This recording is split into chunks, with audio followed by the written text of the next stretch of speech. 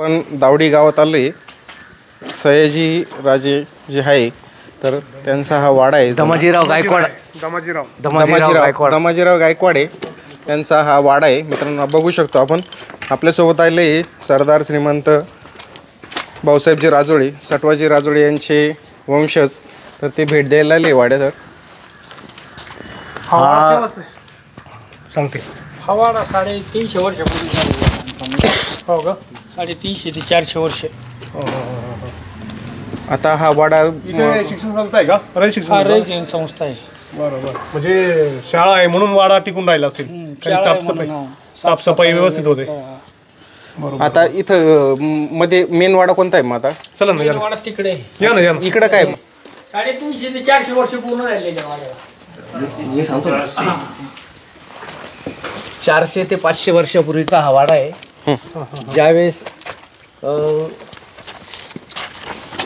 छत्रपती शिवाजी महाराज होते त्यावेळेस गायकवाड त्यांच्या अंडर खाली सरदार होते. भेट द्यायला आलो आम्ही. तर गायकवाड घराण्याचा हा वाडा आहे.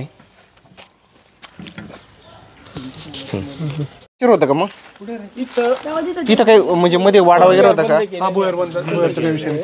इथं भुयार आहे का खाली? कुठं? हा वाडा शहाजी राजे होते ना त्यावेळेस पासून अस्तित्वात होते. ही गायकवाडांच्या जहागिरीचं गाव आहे दावडी. गायकवाडांच्या दावडी. तर तुम्हाला आता नोंदी कशा सापडल्या? गायकवाडांच्या जहागिरीचं गाव म्हणून शहाजी राजांच्या काळापासून गायकवाडांना ही जहागिरीचं गाव आहे दावडी. ओके. म्हणजे नोंदी तुम्हाला आहे? म्हणजे नोंदी आहे. इतिहासाच्या नोंदी तुमच्याकडे आहे होत? हो. चला आपण मेन आज जे बडोद्याला गायकवाड आहे हे त्यांचे वंशज इथूनच तिकडे गेलेले. Okay okay.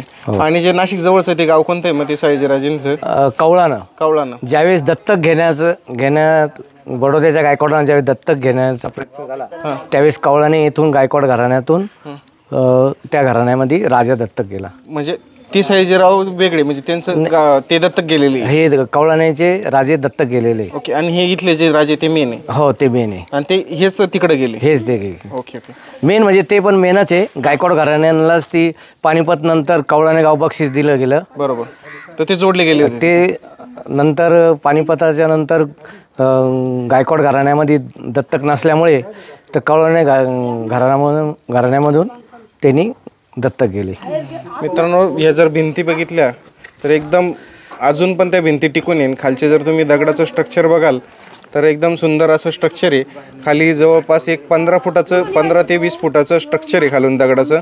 आणि वरती भेंडीच्या या काय म्हणतात म्हणजे ज्या भिंती म्हणजे मातीच्या भिंती त्यांना म्हणजे भेंडीच्या भिंती म्हणायचे नाही का?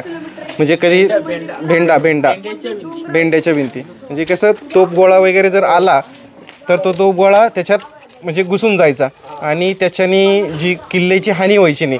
समजा जर दगडगोटे असते तर ते खाली पडले असते आणि मधले जे लोक आहे तर त्यांना त्रास झाला असता. त्याच्यामुळे या भिंती ज्या वरच्या आहे ह्या पूर्ण दगडाच्या नाही आहे म्हणजे वर भेंड्याच्या भिंती आहे. तर त्याचं कारण असं आहे. तर चला मित्रांनो आपण तो दुसरा वाडा बघूया. चला काका दाखवा आम्हाला. आपण आता मेन वाड्यामध्ये एंट्री केली आहे. हा जो वाडा आहे हा तुम्ही बघू शकता.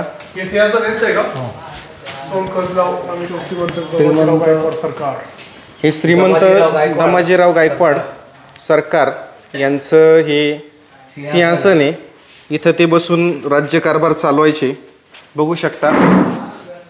आत्ता पण ही वास्तू ही जी सदर आहे ही काकांचा परगणा होता. छत्रपती पुण्यश्लोक छत्रपती शिवाजी महाराज यांचा तसबीर आहे. आणि हा जो दिसतोय राजोळजी तुम्ही काय सांगू शकाल या वाड्याबद्दल? तुम्हाला काय वाटतंय नाही का? आणि त्या काळचा राज्यकारभार कसा चालत असेल इथून?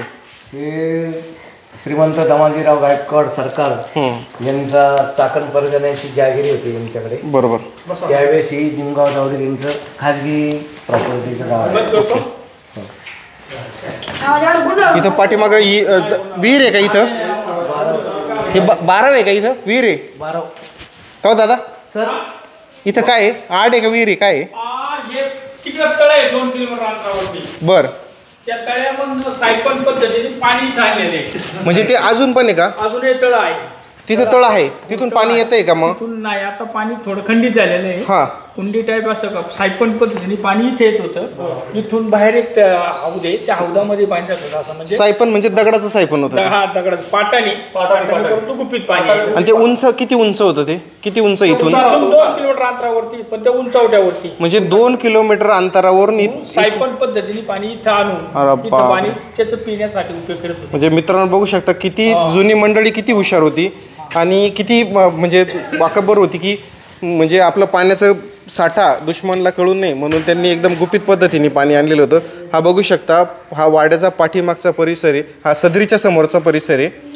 आणि सदर जर तुम्ही बघाल तर आज कोणीच आर्किटेक्चर असं सदर बनवू शकत नाही. ही 350 वर्षापूर्वी, 350 ते 400 वर्षापूर्वीची सदर आहे मित्रांनो. आणि एकदम सुस्थितीत आहे. आता इथं शाळा आहे, त्याच्यामुळं मेंटेनन्स पण चांगला होत आहे. राजे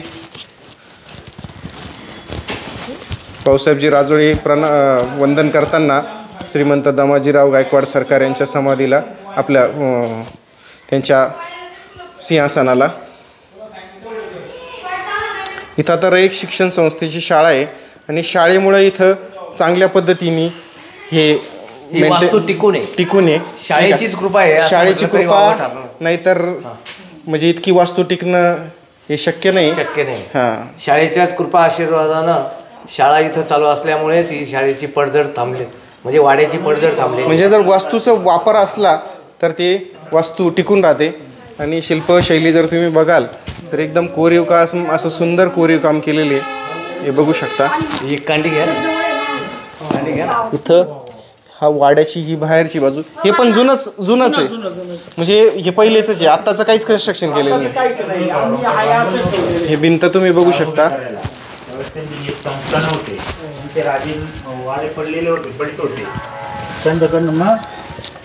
तर मित्रांनो, तुम्हाला जर आपली माहिती आवडली असेल या वाड्याबद्दलची तर आमच्या चॅनलला लाईक करा, शेअर करा आणि सबस्क्राईब करा. आमचे नेते प्रहारचे सरचिटणीस समाधानजी बागल हे 2 शब्द बोलतील.